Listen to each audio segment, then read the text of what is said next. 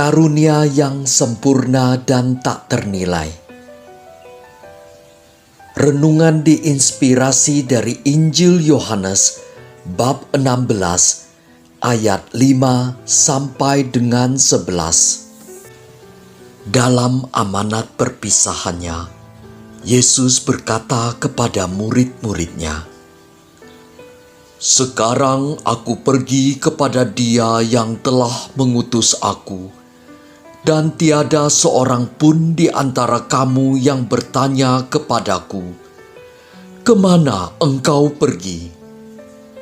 Tetapi karena aku mengatakan hal itu kepadamu, maka hatimu berduka cita.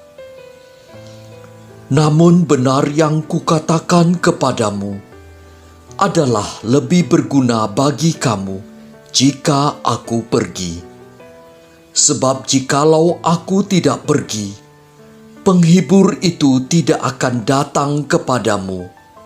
Sebaliknya, jikalau aku pergi, aku akan mengutus Dia kepadamu.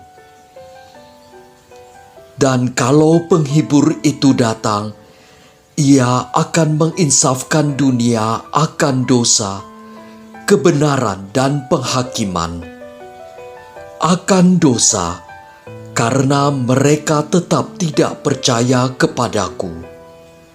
Akan kebenaran, karena aku pergi kepada Bapa dan kamu tidak melihat aku lagi. Akan penghakiman, karena penguasa dunia ini telah dihukum."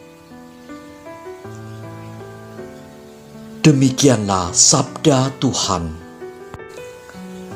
Setelah meninggal, setiap orang pasti meninggalkan atau mewariskan sesuatu.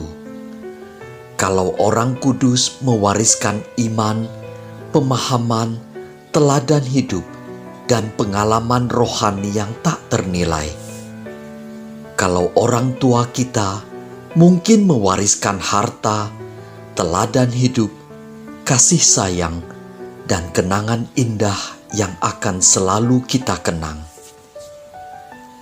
Sebagai anaknya, setelah kepergian Yesus kepada Bapa, kita telah dikaruniakan suatu yang sangat istimewa, tak ternilai dan sempurna, yaitu Roh Kudus, Roh Penghibur.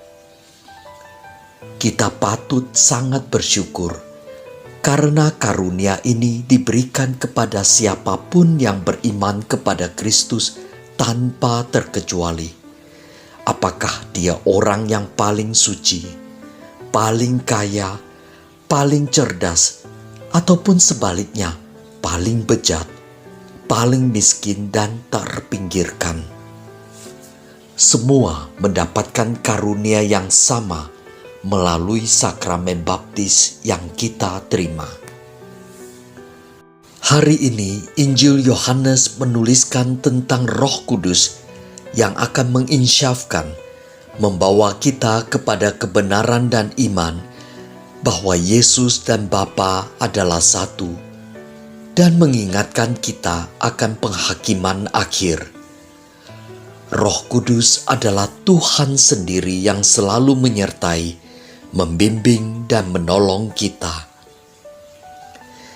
Kita selalu dan setiap saat bisa mengandalkan Roh Kudus dalam setiap tindakan kita. Dengan hati yang merendah dan terbuka, kita akan merasakan bisikan Roh Kudus melalui setiap kejadian yang kita alami setiap hari.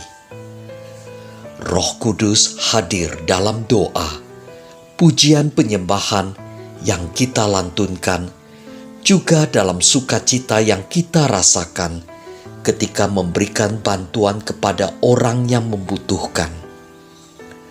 Roh Kudus hadir memberikan harapan kepada orang yang remuk redam hatinya, pertobatan kepada orang yang meninggalkan kegelapan, berbalik menuju terang abadi Kristus.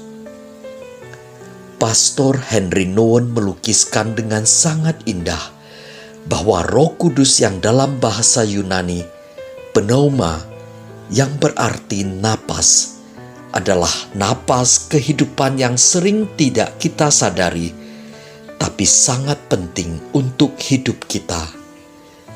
Misalnya ketika mengalami masalah dalam tubuh, kita baru merasakan bahwa napas menjadi lebih berat atau tersengal.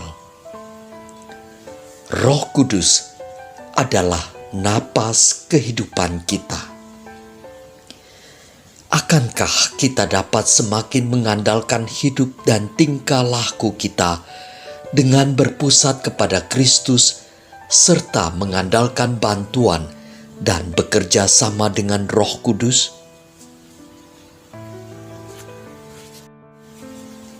Bapa yang Maha Baik, mohon bimbinglah kami untuk semakin peka mendengar dan mengandalkan Roh Kudus dalam setiap pikiran, perbuatan, dan tindakan kami. Amin.